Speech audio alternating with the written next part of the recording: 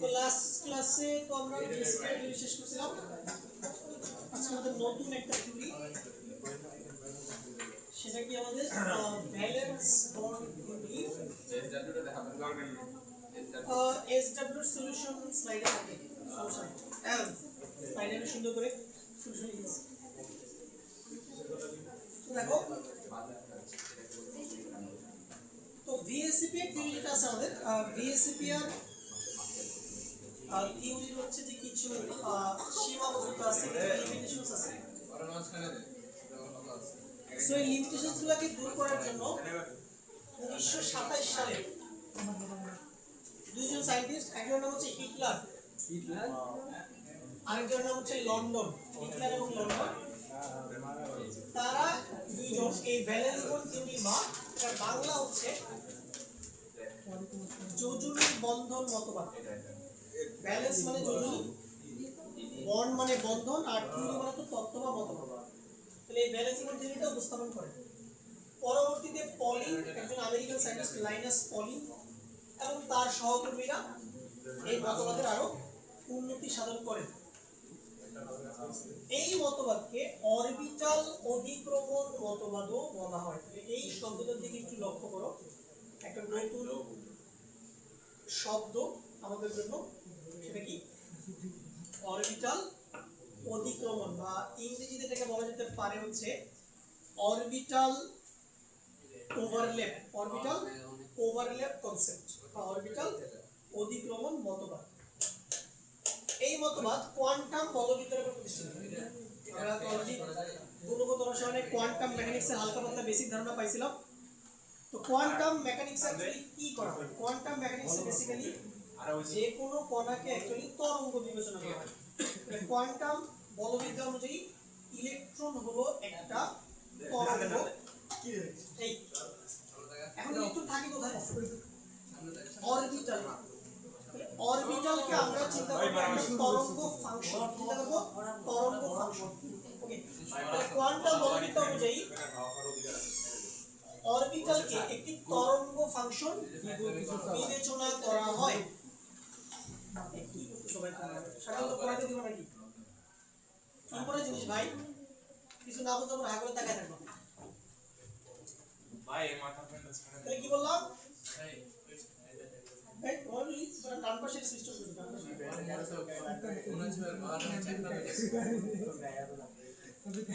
কি বললাম? দেখো, কোয়ান্টাম বলবিদ্যা অনুযায়ী অরবিটালকে একটি তরঙ্গ ফাংশন বিবেচনা করা হয়। তরঙ্গের যেমন একই দশায় এবং বিপরীত দশায় উপরিপাতন হতে পারে। আমরা তরঙ্গের উপরিপাতন করছো, তরঙ্গের উপরিপাতন ফিজিক্সে পড়ো নাই? দেখো বুঝাচ্ছি, সহজ করে বুঝাই। মনে করো তোমার কাছে একটা তরঙ্গ আছে, এই এরকম একটা তরঙ্গ, সিমিলার আরেকটা তরঙ্গ। এখন এই বাম পাশের তরঙ্গটা যদি ডান পাশের তরঙ্গের উপরে উপরিপাতিত হয়, তখন কি হবে? তখন নতুন যে তরঙ্গটা পাওয়া যাবে তার বিস্তার বেশি হবে, তার বিস্তার বেশি হবে। এই জিনিসটাকে বলা হয় সমদশায় উপরিপাতন। তোমরা ফিজিক্সে পড়বা চ্যাপ্টার 8 এ, চ্যাপ্টার 9 মনে হয় তরঙ্গ, একটা চ্যাপ্টার ওয়েভ, অনেক জটিল একটা চ্যাপ্টার। এরপরে দেখো, যদি এরকম একটা তরঙ্গ থাকে, মানে প্রথমটা উপরে পরেরটা নিচে, হ্যাঁ, আর এখানে প্রথমটা নিচে থাকে পরেরটা কই থাকে? উপরে থাকে।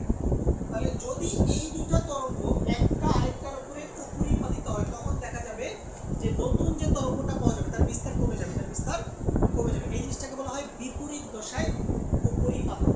এখন তরঙ্গের যেমন এরকম সমদশায় বা বিপরীত দশায় এরকম উপরিপাতন হয়। উপরিপাতন ইংরেজি হচ্ছে সুপার পজিশন, ঠিক আছে, বা সুপার ইম্পোজ যেটাকে বলা হয়।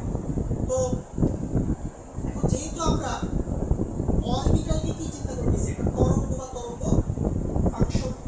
সিমিলারলি ট্র্যাডিশনাল তরঙ্গের মতো অরবিটালেরও কি করতে পারে? সমদশা এবং বিপরীত দশায় উপরিপাতন করতে পারে। এগুলোর পিছনে খুবই কমপ্লেক্স ম্যাথমেটিক্স ইনভলভ আছে, যেগুলো আমাদের স্কোপের বাইরে, আমাদের ইন্টারমিডিয়েট স্কোপের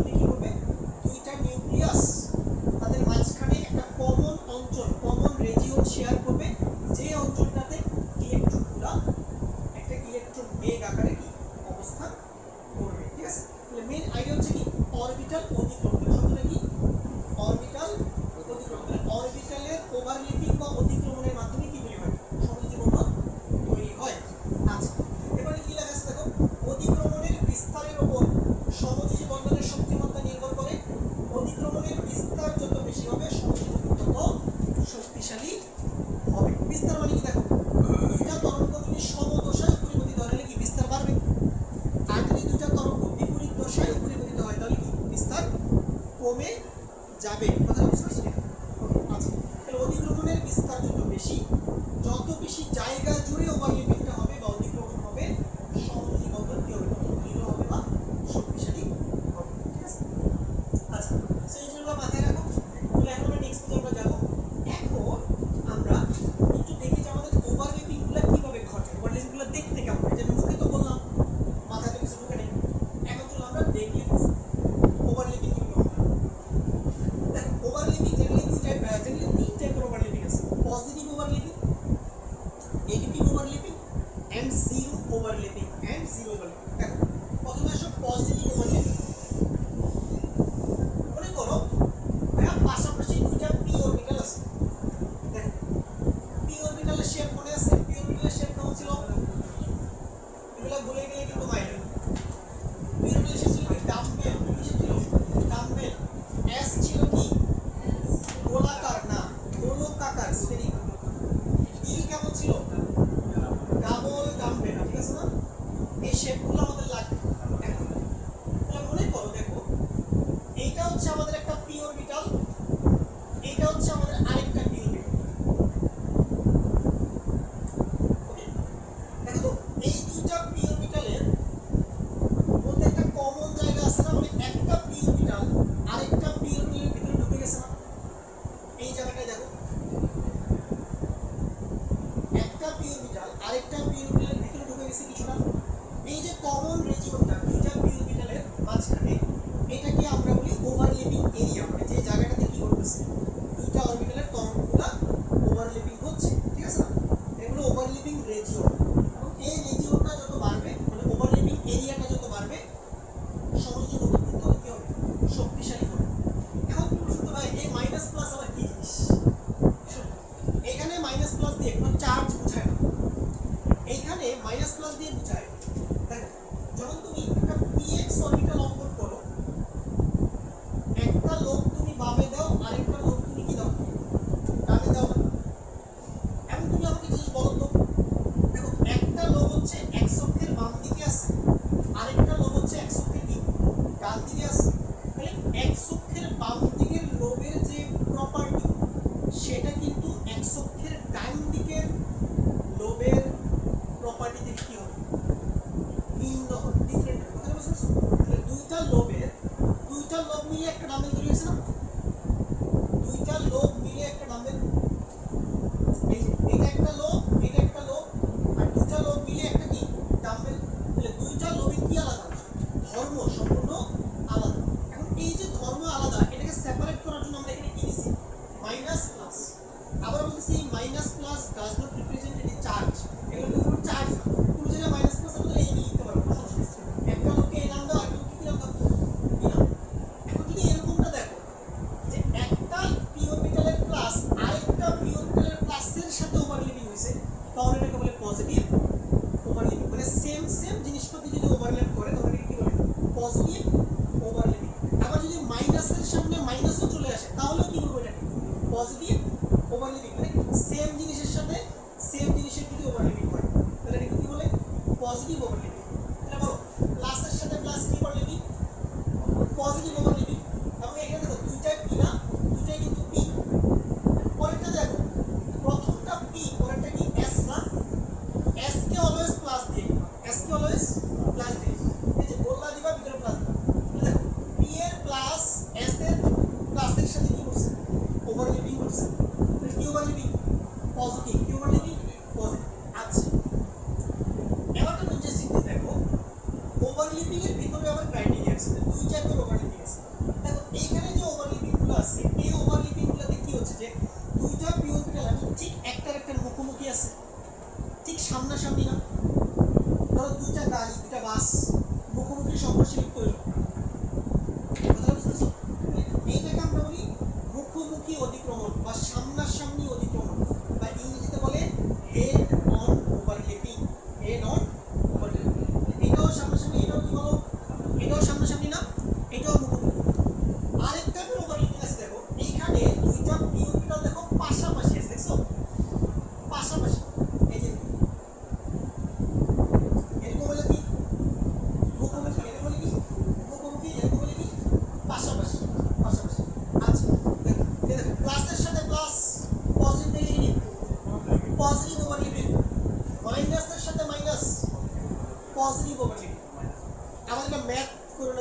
মাইনাসে প্লাস, এই কাজ করে না, এটা ম্যাথমেটিক্স না।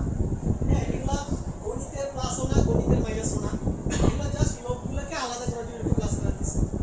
আচ্ছা, এবার এখানে দেখো, এখানে আরেকটা পি নেওয়া হয়েছে। এবার দেখো, এবার দুইটা পি একটু বাঁকা ভাবে নেওয়া হয়েছে। এই দিয়ে ফোকাস করে এবার দেখো, দুইটা অরবিটাল যদি ওভারল্যাপিং করতে হয়, তাহলে একটা গুরুত্বপূর্ণ শর্ত হচ্ছে তাদের এক্সিস সেম হইতে হবে। তাদের এক্সিস অক্ষ অবশ্যই সেম হইতে হবে। মানে দুইটা অরবিটালই এক্সে থাকবে, না হলে দুইটাই ওয়াইতে থাকবে, না হলে দুইটাই জেড এ থাকবে। কথাটা বুঝতে পারছো? হয় দুইটাই পিএক্স হবে, না হলে দুইটাই পিওয়াই হবে, না হলে দুইটাই কি হবে, পিজেড হবে। পিএক্স এর সাথে পিওয়াই কখনো ওভারল্যাপিং হবে না। ওভারল্যাপিং হওয়ার গুরুত্বপূর্ণ শর্ত কি? Axis must be same. কথাটা বুঝতে পারছো? দুইটা অরবিটালের অক্ষ সেম থাকবে। ওকে, ধরো আমি যদি একটা সোজা আঁকি, একটা যদি হয় সোজা আঁকি আর আরেকটা যদি বাঁকা আঁকি, তাহলে কিন্তু ওভারল্যাপিং হবে, একটা অক্ষ আলাদা হয়ে যাবে। আচ্ছা, তাহলে পজিটিভটা বুঝছি, পজিটিভটা বুঝছি। এবার সবাই নেগেটিভ ওভারল্যাপিং। নেগেটিভ মানে কি? প্লাসের সামনে কে থাকবে? সিম্পল, এই সেম ছবিগুলো এখানে আঁকা হয়েছে, খালি কি প্লাস মাইনাস গুলো উল্টা করে দেওয়া হয়েছে। দেখো, এই যে প্লাসের সামনে মাইনাস, নেগেটিভ ওভারল্যাপিং, মাইনাসের সামনে plus, negative overlapping, plus minus negative overlapping, minus plus negative overlapping. এখানে দেখো plus minus negative overlapping, minus plus negative overlapping. বুঝে গেল? তাহলে পজিটিভ হচ্ছে, নেগেটিভ হচ্ছে। এমন বলো, এই ওভারল্যাপিং গুলো কয় টাইপের হয়? দুই টাইপের। একটা ছিল হেড অন মুখোমুখি, আরেকটা কি পাশাপাশি। একটা হেড অন, আরেকটা পাশাপাশি। আচ্ছা, এবার আসো জিরো ওভারল্যাপ। জিরো ওভারল্যাপ এটা আবার কি জিনিস? জিরো ওভারল্যাপিং এ দুইটা কেস হতে পারে। একটা কেস কি? ধরো তুমি একটা পি অরবিটাল নিলে এইভাবে প্লাস মাইনাস দিলা, আর আরেকটা এস অরবিটাল নিলে তুমি এইভাবে ভিতরে দিলা প্লাস। যদি মনোযোগ দিয়ে লক্ষ্য করো, দেখো এই এস অরবিটাল পি এর সাথে যতটুকু পজিটিভ ওভারল্যাপিং এ লিপ্ত হয়েছে, ঠিক ততটুকু কি নেগেটিভ ওভারল্যাপিং এ লিপ্ত হয়েছে না? দেখো তো, এই যে এইটুকু অংশ থেকে পজিটিভ ওভারল্যাপ হয়েছে, এইটুকু অংশ থেকে আবার কি হয়েছে, নেগেটিভ ওভারল্যাপিং হয়েছে। মানে যতটুকু পজিটিভ ওভারল্যাপ, ঠিক ততটুকু কি নেগেটিভ ওভারল্যাপ। এর জন্য নেট ওভারল্যাপিং কত? সি। নেট ওভারল্যাপিং কত? সি। সামগ্রিক ওভারল্যাপিং সি। এগুলোকে বলা হচ্ছে জিরো ওভারল্যাপ। ঠিক আছে, জিরো ওভারল্যাপ। জিরো ওভারল্যাপ এভাবে হতে পারে না, ওভারল্যাপিং আছে কিন্তু ওভারঅল কত? ওভারঅল ওভারল্যাপিং জিরো, এরকম পসিবল। আরেকটা ওভারল্যাপিং কি বলছিলাম কিছু আগে বললাম, যদি তুমি একটাকে খাড়া নেও আরেকটাকে তুমি কি নাও, বাঁকা নেও, তাহলে কোনো ওভারল্যাপিং এখানে হবে না, কোনো ওভারল্যাপিং হবে না, কারণ দুটোর অক্ষ কি আলাদা, দুটোর অক্ষ আলাদা। ঠিক আছে, তাহলে বেসিক আইডিয়া যেটা আমরা এখানে ডেভেলপ করলাম ভাইয়া, ওভারল্যাপিং এইভাবে চিন্তা করবা। ওভারল্যাপিং দুই টাইপের, সিম্পল কথা। ওভারল্যাপিং কয় টাইপের? দুই টাইপের। একটা হচ্ছে মুখোমুখি আর একটা পাশাপাশি। একটা মুখোমুখি আর একটা পাশাপাশি। সিম্পল, এর থেকে বেশি কিছু এখন চিন্তা করতে হবে না। ওকে, এগুলার গভীরে গেলে ভাই তুমি আমলাজল হয়ে যাবা, দরকার নেই। এটা তোমার ব্রেন এখন ওইভাবে ম্যাচুরিটি অর্জন করে নাই, ওইভাবে চার মতো সক্ষমতা তোমার ব্রেন এখন অর্জন করে নাই। আচ্ছা, এবার আসো, এবার আসো অ্যাকচুয়াল পড়াশোনা এখান থেকে শুরু। তোমাদের সিলেবাস অনুযায়ী অতিক্রমণের ধরনের উপর ভিত্তি করে সমযোজী বন্ধনের শ্রেণীবিভাগ নিম্নে আলোচনা করা হলো। এই যে আমরা সারাদিন খালি সমযোজী বন্ধন বলে চিল্লাই সারাদিন ধরে ধরে, ঠিক আছে? এই সমযোজী বন্ধন কয় ধরনের? একটা কি সিগমা বন্ধন, আর একটা শোনার কথা সিগমা বন্ধন। আচ্ছা,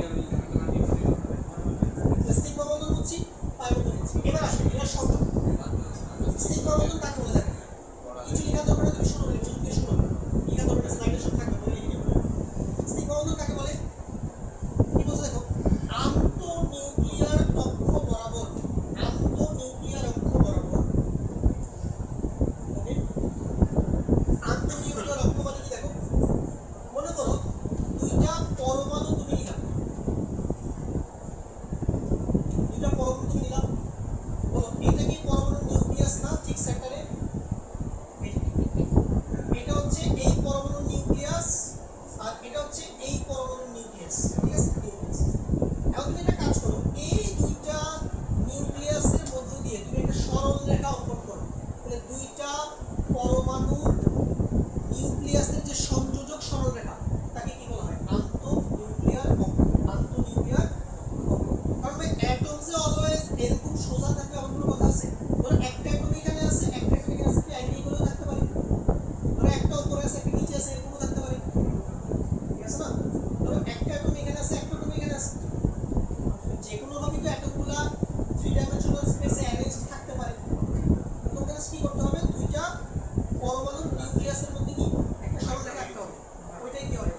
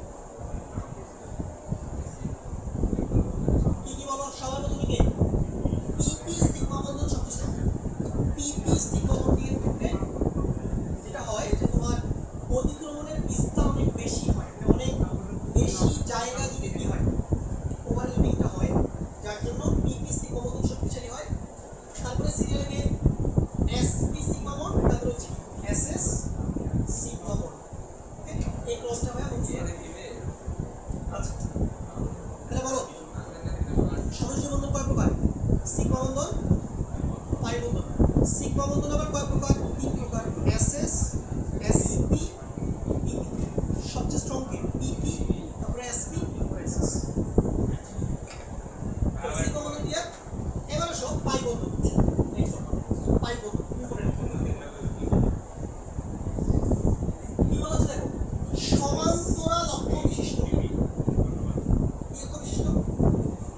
তাহলে পাই বন্ধন গঠন হওয়ার সবচেয়ে গুরুত্বপূর্ণ শর্ত হচ্ছে যেই দুইটা অরবিটাল পাই বন্ধন গঠন করবে তারা অবশ্যই কি হতে হবে? সমান্তরাল হইতে হবে। কি হবে? সমান্তরাল। তাহলে সমান্তরাল অক্ষ বিশিষ্ট দুটি অরবিটালের পাশাপাশি অধিক্রমণ, অধিক্রমণ পাশাপাশি অধিক্রমণের ফলে সৃষ্ট সমুদ্র বন্ধনকে পাই বন্ধন বলে। তাহলে মুখোমুখি হলে এটা তো মুখোমুখি, ধরো এস এস মুখোমুখি, এস পি মুখোমুখি, পি পি মুখোমুখি, মানে এরকম পাশাপাশি এটা পাশাপাশি পাশাপাশি হলে হচ্ছে কি বলো? পাই বন্ধন। ধরো এটা হচ্ছে একটা পি অরবিটাল, এটা আরেকটা পি অরবিটাল। দেখো এই যে এই দুটো পি অরবিটাল কি পাশাপাশি অধিক্রমণের মাধ্যমে একটা সমযোজী বন্ধন তারা তৈরি করছে এবং ওভারঅল দেখতে দেখো, ওভারঅল দেখতে বার্গারের মতো, বার্গারের মতো। বার্গারের মতো মানে কি? এই মাঝখানে যে রেখাটা তুমি দেখছো সেটা কি বলতো? এই রেখাটা কি? এই মাঝখানের রেখাটা হচ্ছে আন্তঃনিউক্লিয়ার অক্ষ। কি? আন্তঃনিউক্লিয়ার অক্ষ। ঠিক আছে? আর দেখো এই যে উপরে বার্গারের মতো যে পোরশনটা বা সসেজ টাইপের যে পোরশনটা, এটা মূলত হচ্ছে ইলেকট্রন মেঘ। কি হচ্ছে? ইলেকট্রন মানে ইলেকট্রনগুলো এই জায়গার মধ্যে ঘোরাঘুরি করতেছে, বুঝছো? ইলেকট্রনগুলো এই জায়গার মধ্যে ঘোরাঘুরি করতেছে। আবার নিচেও একটা সসেজ টাইপ একটা পোরশন আছে, ইলেকট্রনগুলো এখানেও কি ঘোরাঘুরি করতেছে। মানে ওই আন্তঃনিউক্লিয়ার অক্ষ, ধরো এই আমাদের কলমটা হচ্ছে আন্তঃনিউক্লিয়ার অক্ষ। ঠিক আছে? আন্তঃনিউক্লিয়ার অক্ষ। তাহলে এই কলমের উপরে, এই যে উপরে ইলেকট্রনগুলো ঘোরাঘুরি করতেছে, আবার এই অক্ষের নিচে কি ইলেকট্রনগুলো ঘোরাঘুরি করতেছে। তলের উপরে এবং নিচে। ঠিক আছে? তলের উপরে এবং নিচে। আচ্ছা দেখো এটা দেখতে গেলে বলে এটা রিয়েল কি আসলে এটা মানে তুমি কি এটার উপরে কমপ্লেক্স ম্যাথমেটিক্স অ্যাপ্লাই করো, এটা শেপগুলো এরকমই আছে। কিন্তু বললাম এটা ব্যাকগ্রাউন্ডে অনেক কমপ্লেক্স ম্যাথমেটিক্স করতেছে, এগুলো তোমার এখন জানার দরকার নেই। এখন শোনো, তুমি পরীক্ষা কিভাবে আঁকবা? পরীক্ষা তুমি এভাবে আঁকবা না। শোনো, পরীক্ষা এভাবে আঁকবা না, পাশাপাশি যদি তুমি এভাবে পরীক্ষা আঁকবা না, এভাবে আঁকার দরকার নেই। তুমি কিভাবে দেখো, তুমি এভাবে আঁকবা, সহজ করে আঁকা শিখাচ্ছি। তুমি আঁকবা এভাবে, এ একটা পি দিবা, এ একটা পি।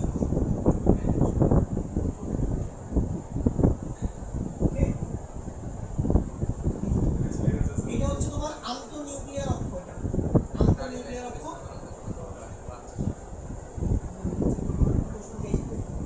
এইভাবে দেখো, এই যে দুটো দাগ দিব উপরে, দুটো দেওয়া হয় কি, এই যে দুটো দাগ দিলাম, দুটো দাগ দিয়ে কি উপরের ওভারল্যাপিংটা বুঝাইলাম, আরো দুটো দাগ তুমি নিচে দিবা, নিচের ওভারল্যাপিংটা বোঝানোর জন্য। এক্সেলের খাতায় এইভাবে আঁকবা। ঠিক আছে? এক্সেলের খাতা তুমি পাশাপাশি লিখো, এইভাবে আঁকবা। দেখো এখানে কি একটা ভিতরে আরেকটা ঢুকছে না, একটা অরবিটালের ভিতরে কিন্তু আরেকটা অরবিটাল ঢুকে যায় না। এখানে কিন্তু বন্ডিংটা তেমন স্ট্রং হবে না, বন্ডিংটা একটু উইক হবে। এই জন্য তোমাদের মধ্যে তোমার টিচার মানে আগে বলে রাখতে পারে যে পাই বন্ধন দুর্বল, সিগমা বন্ধন কি শক্তিশালী। সিগমা বন্ধন ভাঙতে বেশি শক্তি লাগে, পাই বন্ধন ভাঙতে কম শক্তি লাগে। ওকে, আচ্ছা তাহলে বোঝা গেল।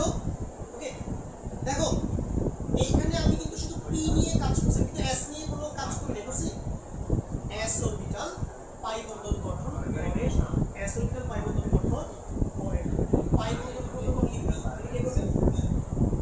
এবার সমযোজী বন্ধনের শক্তিমত্তা, সিগমা বন্ধন পাই বন্ধন থেকে অধিক শক্তিশালী, এটা জেনে রাখো, এটাও পরীক্ষায় আসবে। এটা খুবই স্বাভাবিক ভাই। তুমি আমাকে বলো দুইটা গাড়ি যদি মুখোমুখি সংঘর্ষে লিপ্ত হয় তাহলে গতির পরিমাণ বেশি হবে নাকি পাশাপাশি সংঘর্ষে লিপ্ত হলে গতির পরিমাণ বেশি হবে? অবশ্যই মুখোমুখি সংঘর্ষে লিপ্ত হলে গতির পরিমাণ বেশি, মানে পজিশনটা অনেক স্ট্রং হবে। ঠিক আছে না?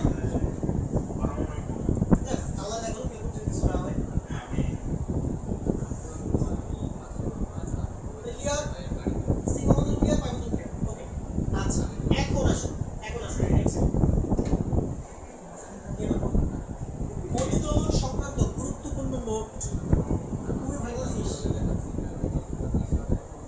এগুলা কিন্তু ভাই তুমি কোনো টেক্সটবুকে পাবা না এরকম গোছানো, বইতে সবকিছু এলোমেলো, ফর্ম ভাবে লিখছে কিন্তু শুধু স্ক্যাটার।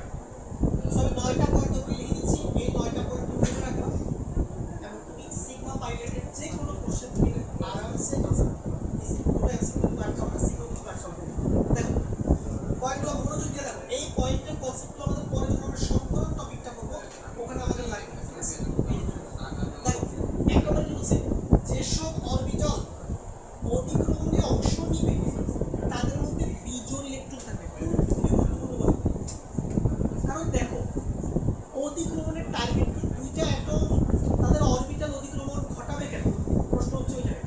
কারণ তারা ইলেকট্রনগুলোকে জোড়া করতে চায়, ঠিক আছে না? ধরো তোমার কাছে একটা ইলেকট্রন আছে, আরেকজনের কাছে আরেকটা ইলেকট্রন আছে, এখন তোমাকে দুটো ইলেকট্রন শেয়ার করো, তখন কি হয়ে যাবে? ইলেকট্রনগুলো জোড়া হয়ে গেল না? আর ইলেকট্রনগুলো জোড়া হওয়া মানে কি, অধিক স্থিতিশীলতা অর্জন করা। এখন অলরেডি যদি ভাই একটা অরবিটালে দুটো ইলেকট্রন থাকে, অলরেডি সেটা যদি জোড়বদ্ধ অবস্থায় থাকে একটা অরবিটাল, সে অতিক্রমণে অংশ নিবে কেন? তুমি লজিক্যালি চিন্তা করো, লজিক্যালি চিন্তা করো। বন্ধন গঠন করবো কেন? ইলেকট্রন কি করার জন্য? পেয়ার করার জন্য, জোড়া করার জন্য। কারণ জোড়া অবস্থায় কি বেশি স্টেবিলিটি বেশি। তাহলে একটা অরবিটালে বিজোড় ইলেকট্রন থাকলে ওই অরবিটালটা অতিক্রমণে কি অংশ নেবে। কিন্তু একটা অরবিটালে যদি জোড়া ইলেকট্রন থাকে, মানে দুইটা ইলেকট্রন থাকে, সে অতিক্রমণে অংশ নিবে না, কারণ সেটা অলরেডি জোড়া আছে। কেন সে ওভারল্যাপিং করবে? লজিক্যালি চিন্তা করবে, কমন সেন্স দিয়ে চিন্তা করবে। তবে কাহিনী আছে এখানে, তবে সন্নিবেশ সমযোজী বন্ধনের ক্ষেত্রে ফাঁকা অরবিটাল এবং মুক্তজোড় ইলেকট্রন অধিক্রমণে অংশ নিতে পারবে। এই জায়গায় একটু ব্যতিক্রম আছে, কারণ সন্নিবেশ সমযোজী বন্ধন আমরা বুঝলাম না, দেয় একজন কিন্তু শেয়ার করে কয়জন? দুইজন। মানে দুইটা ইলেকট্রনই একজনই দেয় কিন্তু শেয়ার করে দুইজন মিলে। মানে যার কাছে ইলেকট্রন থাকে তার কাছে কি থাকে? ফাঁকা অরবিটাল থাকে। যার কাছে ইলেকট্রন থাকে না তার কাছে কি থাকে? ফাঁকা অরবিটাল থাকে। মানে ওই ফাঁকা অরবিটালে সে কি করে? লোন পেয়ারগুলোকে জায়গা দিতে পারে। এইভাবেই তো তোমার কি হয়? সন্নিবেশ বন্ধন গঠিত হয়। আচ্ছা 3 নম্বর দেখো, অতিক্রমণে অংশ নেওয়া অরবিটালগুলোর কক্ষ অবশ্যই কি একই হতে হবে। কি হতে হবে? অবশ্যই একই হতে হবে। আচ্ছা 4 এস অরবিটাল সর্বদা, দেখো কি বলছি, এস অরবিটাল সর্বদা সিগমা বন্ধন গঠন করে। সিগমা বন্ধন। এস অরবিটাল কখনো পাই বন্ধন গঠন করে না। কিন্তু কারণ কি? এর কারণ হলো এস অরবিটালের কোনো দিক ধর্ম নাই। অর্থাৎ পি এর যেমন ডিরেকশন আছে, px py pz, ঠিক আছে না? এস এর কিন্তু এরকম ডিরেকশনে এস অরবিটাল যে কোনো জায়গা থেকে আসতে পারে। কথাটা বুঝতে পারছো?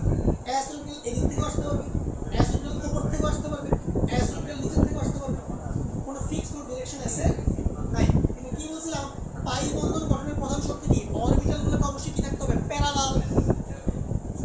প্যারালাল মানে কি?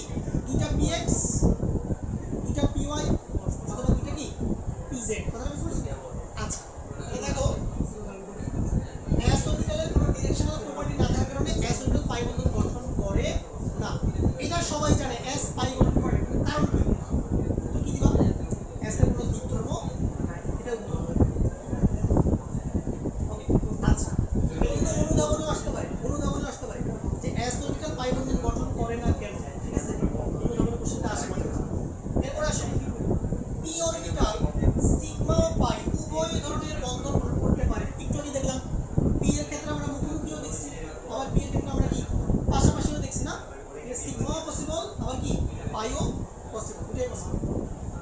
6 নম্বর সিগমা বন্ধন পাই বন্ধনের চেয়ে শক্তিশালী হয়ে থাকে, এটা আমরা জানি। 7 নম্বর পয়েন্টটা খুবই ভাই দেখো কি লিখছি,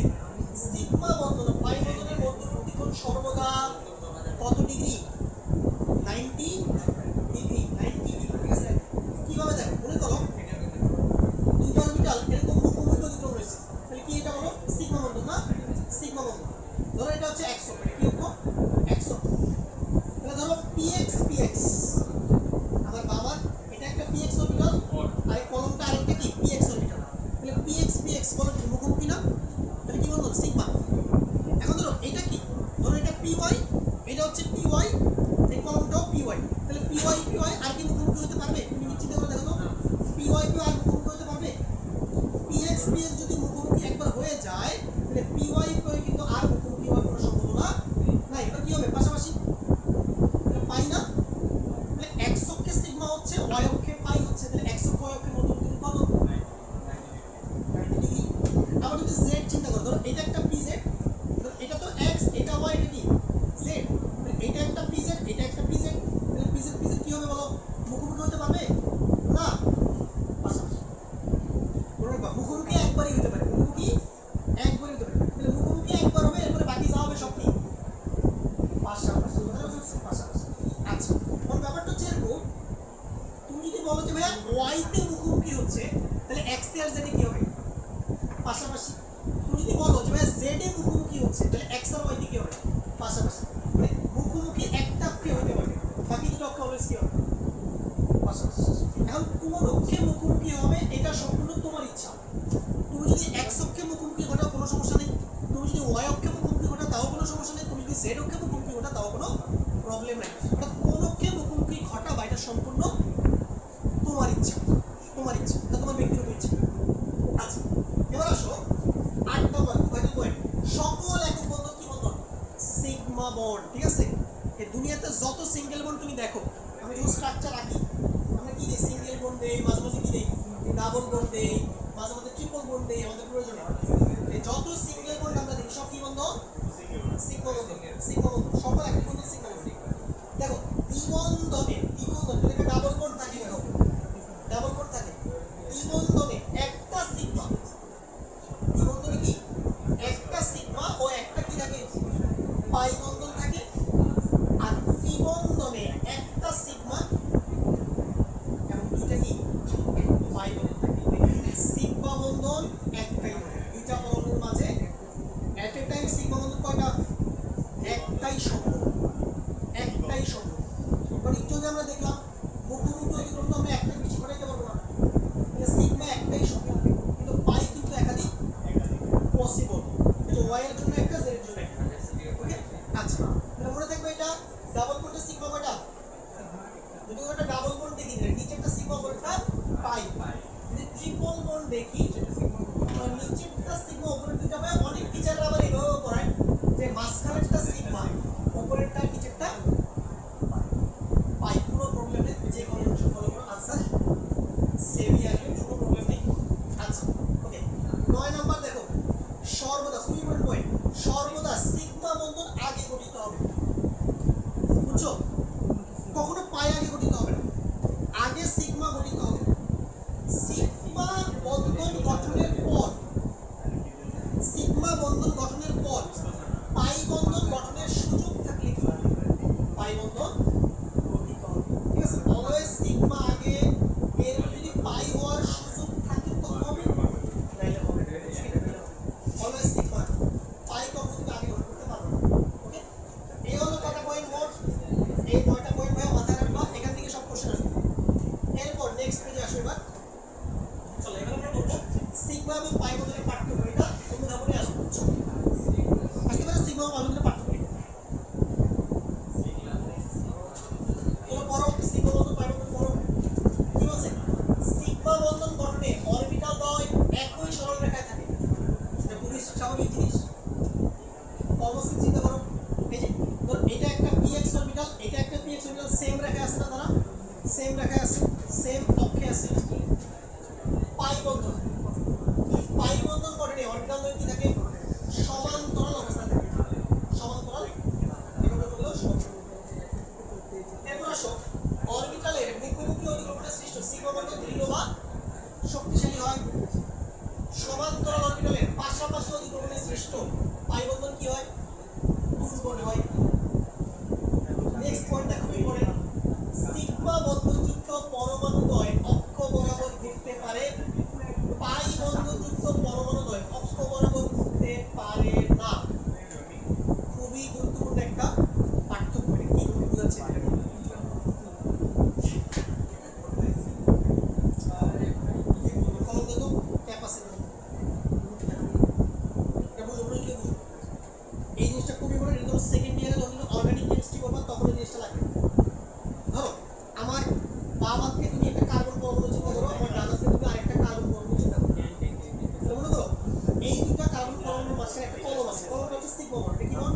সিগমা।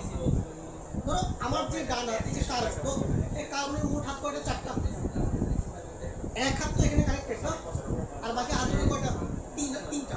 ওই তিন হাতে মনে করো যেকোনো কিছু থাকতে পারে। আচ্ছা এখন দেখো, তুমি যদি এই কার্বন কার্বন সিগমা বন্ধনটা তুমি চিন্তা করো, তুমি কি বললা? তুমি তোমার ডান হাতকে ফিক্স রাখবে। এই দেখো, ধরো তোমার ডান হাতকে তুমি ফিক্স রাখবা, ডান হাতকে ফিক্স রেখে তুমি কি করলা? তুমি তোমার বাম হাতকে দেখো খুব ইজিলি কি করতে পারবা, দেখো ওপেনলি ফ্রিলি মুক্তভাবে তুমি রোটেট করাইতে পারবে না। দেখো আবার তুমি তোমার বাম হাতকে ফিক্স রেখে দাও, তুমি তোমার ডান হাতকে কি করতে পারবা? এরকম মুক্তভাবে আবর্তন করাইতে পারবা। মানে একটা অ্যাটমকে ফিক্স রেখে আরেকটা অ্যাটমকে বা ওই অ্যাটমের সাথে যুক্ত অন্যান্য অ্যাটমগুলোকে কি করা যায়? মুক্তভাবে আবর্তন করানো যায়। ঠিক আছে, এটা হচ্ছে সিগমা বন্ধনের বৈশিষ্ট্য। কিন্তু যদি এটা পাই বন্ধন হইতো, দেখো পাই বন্ধন কেমন হইতো? ধরো আমার ডান হাতে একটা পি অরবিটাল, আমার বাম হাতে একটা পি অরবিটাল। ধরো এই দুটো পি অরবিটালের মাঝে এরকম একটা পাশাপাশি অধিক্রমণের মাধ্যমে কি একটা পাই বন্ধন কি হয়েছে? গঠিত হয়েছে। দেখো এই ওভারল্যাপিং হয়েছে না পাশাপাশি, এই ওভারল্যাপিং। এখন দেখো তুমি যদি এখন ডান হাতকে ফিক্স রেখে বাম হাতটা ঘোরাও, দেখো বন্ড ভেঙে গেছে, বন্ধন ভেঙে গেছে কিনা? ওভারল্যাপিং নষ্ট হয়ে গেছে না? নষ্ট হয়েছে কিনা বলো? সিমিলারলি তুমি তোমার বাম হাতকে ফিক্স রেখে তুমি তোমার ডান হাতকে ঘোরাও, দেখো ওভারল্যাপিং নষ্ট হয়ে গেছে। কিন্তু ভাই ওভারল্যাপিং যদি নষ্টই হয়ে যায়, তাহলে কি ওখানে কোনো বন্ধন থাকবে? কোনো পাই বন্ধন থাকবে না? পাই বন্ধন তো অস্তিত্বই থাকবে না। তার মানে বন্ডিং তো ব্রেক করা যাবে না, পাই বন্ধন কিন্তু আর তুমি ভেঙে দিতে পারবা না, এভাবে পাই বন্ধন তো থাকবে। এই জন্য পাই বন্ধনের ক্ষেত্রে দুইটা পরমাণুর কক্ষ বরাবর কখনই মুক্ত আবর্তন সম্ভব হয় না। ঠিক আছে না? ওকে, এই জিনিসটার উপর ভিত্তি করে সম্পূর্ণ নতুন এক ধরনের সমানতার উদ্ভব ঘটে। এটাকে বলে জ্যামিতিক সমানতা। এগুলো তোমরা সেকেন্ড ইয়ারে অর্গানিক কেমিস্ট্রিতে বিস্তারিতভাবে পড়বা এই জিনিসগুলো। এখানে জাস্ট খালি পয়েন্টটা লেখা আছে। ওকে, আচ্ছা এরকম একটা আরেকটা কেস দেখে, ধরো যদি একটা চাকরির যোগ হয় তাইলে এরকম হবে। এটা ত্রিভুজ না? দেখো তো এটা সাইক্লিক কম্পাউন্ড, চাকরির যোগ। যোগ যোগ করার সময় তুমি চাকরির যোগ দেখছো না? সাইক্লোবিউটেন, সাইক্লোপ্রোপেন, বেনজিন, এটা চাকরির যোগ। ঠিক আছে না? চাকরির যোগ। দেখো এটা একটা চাকরির যোগ। দেখো এই চাকরির যোগের ক্ষেত্রেও তুমি একই টাইপের ঘটনা দেখতে পারবা। ধরো তুমি যদি তোমার বাম হাতকে ঘুরাও, ডান হাত ফিক্স থেকে, দেখো চক্র ভেঙে গেছে না? সাইকেল ভেঙে গেছে কিনা বলো? ভেঙে গেছে। ওকে, আবার ধরো তুমি তোমার বাম হাত ফিক্স থেকে ডান হাত ঘোরাও, চক্র ভেঙে গেছে। কিন্তু এরকম তো চক্র ভাঙতে দেওয়া যাবে না।